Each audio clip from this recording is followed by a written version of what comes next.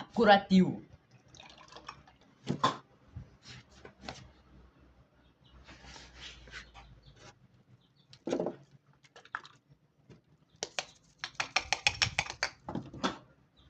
Apurativo. سلام بچه ها. امروز من خونه جن زده. این خونه جن زده ماه. امروز اومدیم با تخته احضار روح احضار کنیم. بریم داخل خونه. باید آرام حرف بزنم. خب بچه ها بریم تو خونه. خب بچه ها این دستگیر جن زده است. این خونه 500,000 ساله که جن داره داخلش و همه میگن که جن زده است. خونه بسیار تاریک. خب این اتاق جن زده ترین نقطه این خونه است و میگن اون عروسک‌ها تکون میخورن. بریم احضار روح کنیم. خب کاغذمون میذاریم اینجا، اینم میذاریم. این خونه گفتم 500,000 سال جن زده است. اول از همه آیا تو اینجایی؟ وای وای وای. آیا میخوای؟ وای وای وای بچه با. وای اون چیه؟ وای جن. وای فرار. وای وای فرار. وای فرار. وای بچه ها الان میذاره. بهتره فرار کنی. خب دوستان این پولا رو میخوام بدیم به اولین نفر که ما سابسکرایب داشته باشه. بریم که ببینیم کی ما سابسکرایب داره. خب این پولا رو میخوام بدیم به تو اگه چنل ما سابسکرایب داری. ام ام Oh hell no. Oh. Hey, یکی اینه کیک. یکی اینه که من تو لاستیکش این چه دوچرخه. یکی هم اینه تازه خریدم، منصوری هم هست. ای من تو شرکت منصوری. خب اصلا ولش کن.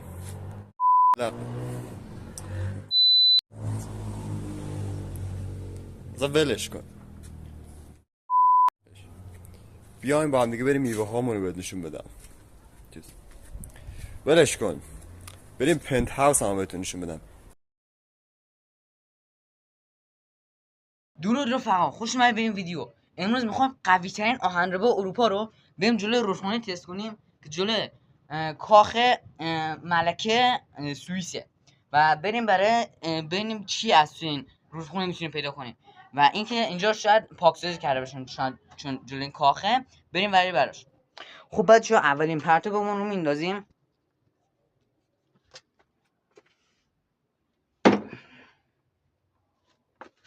بچه‌ها الان خیلی سنگین شده. بچه بمب زمان شوروی رو پیدا کردیم. وای وای وای وای وای وای بچه بمب زمان شورویه. وای این یکی از چیزایی که پیدا کردیم تا الان. بریم سراغ چیز بعدی. یه تیکه آهن زیاد ارزشی نداره ولی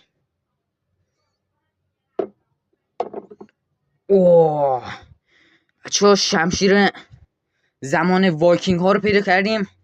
عجب شمشیر. شمشیر زمان وایکینگ ها. بریم سراغ پرتاب بعدی. اصلا هم نمیبینیم ته این رودخونه چیه، خیلی گرالوده و بریم مرش پرتاب بعدی.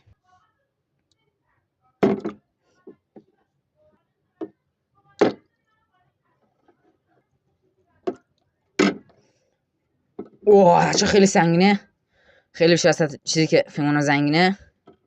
وای وای وای وای وای آهنه بایم کنده شد. وای وای وای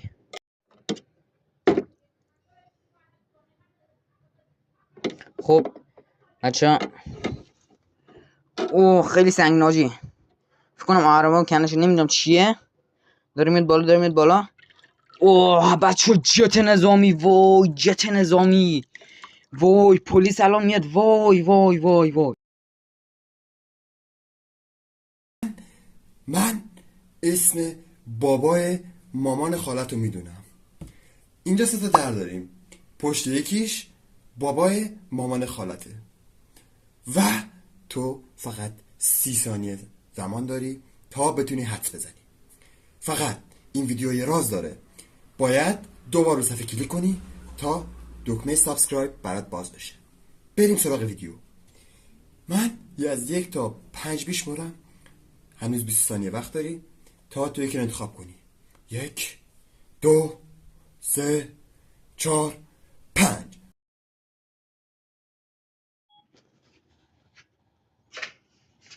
امروز میخوام این استراک رو روی مجتبی تستش کنیم.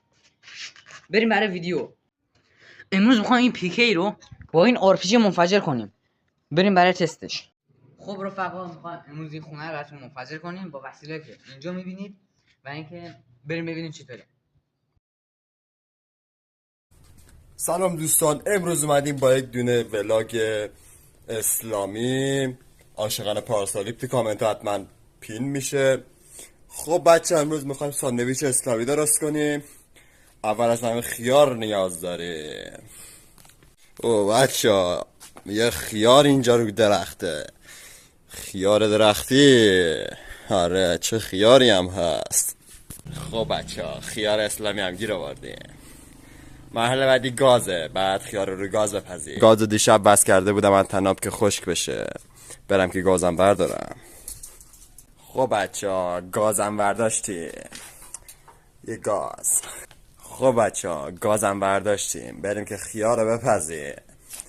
خیار ساندویچی. ساندویچ اسلامی. او این چیه؟ او یه پر خبیث. یه پر خبیث میخواست. بچه ها پر خبیث اسلامی تو کامنت ها.